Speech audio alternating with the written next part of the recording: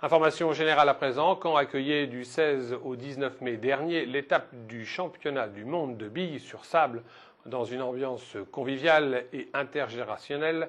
Ces 3 journées de compétition ont permis de désigner le vainqueur qualifié pour la finale française qui aura lieu en juillet au Stade de France. Le reportage d'Antoine Vulliez.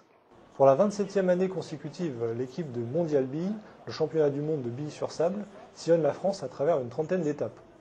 Véritable spectacle en lui-même, le traçage du circuit se fait sur place et nécessite de 6 à 7 tonnes de sable. Mais qui dit championnat dit compétition, et qui dit compétition dit règles strictes, pour un jeu qui peut donc s'appréhender comme un vrai sport. Ouais, on va dire que c'est un sport en fait. On a des animateurs qui sont là pour expliquer un peu les règles aussi.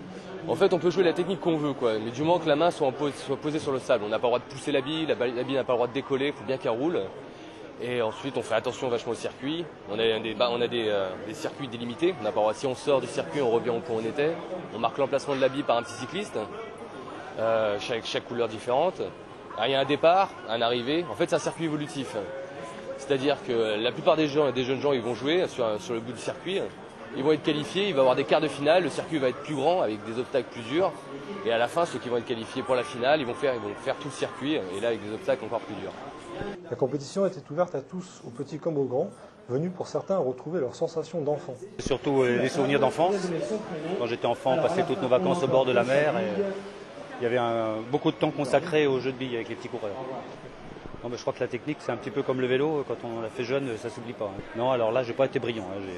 J'étais bien parti dans la première partie et puis après, j'étais un petit peu trop ambitieux. J'ai tiré trop fort et je suis sorti dans le décor. Et la deuxième partie, je dois dire, je suis tombé sur des enfants qui étaient très, très bons.